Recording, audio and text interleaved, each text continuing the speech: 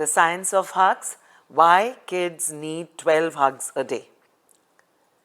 नमस्कार प्यारे दोस्तों, पेरेंटिंग की पाठशाला में आपका स्वागत है। और आइए इस वीडियो में we will talk about the science behind hugs for children. Just imagine a world where a simple hug can actually potentially improve our children's growth and development in many ways not even known to us. एक psychologist थे, उनका नाम था Virginia सैटर। उन्होंने कहा था that we need 4 hugs a day for survival, 8 hugs for maintenance and 12 hugs for growth. जी हाँ, हमने देखा है इंडियन हाउस होल्ड्स में हम बच्चों से खाने पीने, डिसिप्लिन और पढ़ाई के बारे में तो अक्सर बात करते हैं। एंड वी थिंक दैट इस रेसिपी से बच्चे की ग्रोथ और डेवलपमेंट पे बहुत बेहतर असर होगा and they will grow to the fullest of their potential in this way. But a simple hug is a lifeline for a child to grow better. वो कैसे होता है, आइए इसके बारे में पहले बात करते हैं about hugs being emotional magic. जिस समय रात को बच्चे सोने लगते हैं या स्कूल से लौट कर आते हैं, they are in a very hyper active and hyper energetic state. उस एनर्जी को कामनेस की तरफ लाने के लिए एक mother's hug can do wonders. Calm energy, relaxed energy automatically releases happy hormones in children.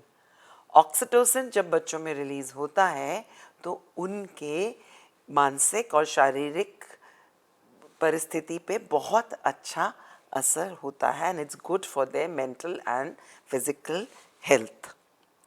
दूसरी चीज़, hugs for self confidence. Confidence बनता है एक्सेप्टेंस से।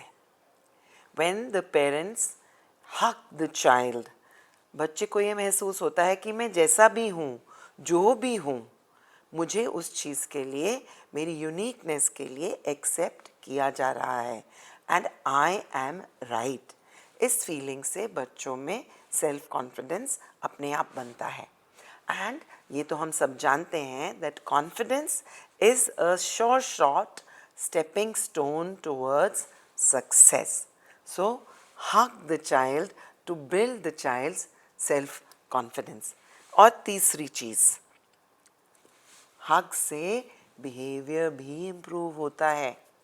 तो अगर मैं आपसे कहूँ कि जो बच्चे बहुत ज़्यादा टैंट्रम्स थ्रो करते हैं स्पेशली बचपन में and they don't know how to regulate their emotions and they are showing extreme behavior because of that inability to regulate their emotions, कभी कभी एक simple hug से उनको हम रिलैक्स कर सकते हैं एंड एक रिलैक्स स्टेट में बच्चों को लॉजिक भी समझ में आता है और एक इमोशनल डिसबिहेवियर से वो निकल जाते हैं and over a period of time it has been found that their behaviour is much better.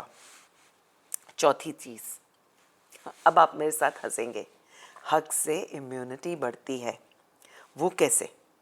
Physical touch, human touch से बच्चों के मानसिक स्थिति पे बहुत अच्छा असर होता है।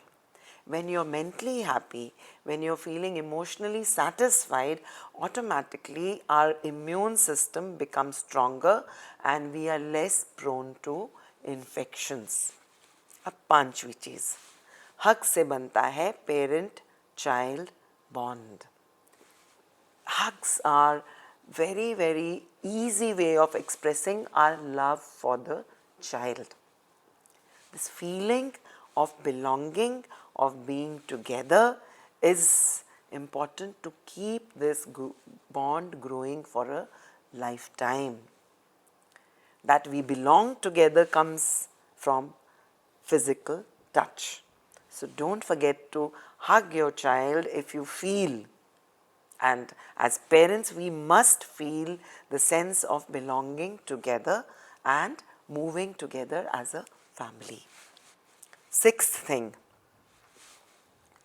hug is a signal for unconditional love. And बच्चों को पेरेंट्स से और पेरेंट्स से बच्चों को ये अनकंडीशनल सपोर्ट की ज़रूरत होती है. It is essential for their social acceptance as well. Emotional security also. इससे बच्चों के फियर्स भी घटते हैं and they grow up to be more balanced and more fulfilled and more secure individuals.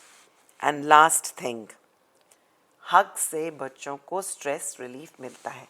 बल्कि हाल ही में मेरे पास एक पेरेंट्स आए थे और उन्होंने मुझे बताया कि मैम, जब से हम अपने बच्चे को हग करने लगे हैं, the child has actually begun to express freely the stress points of his life.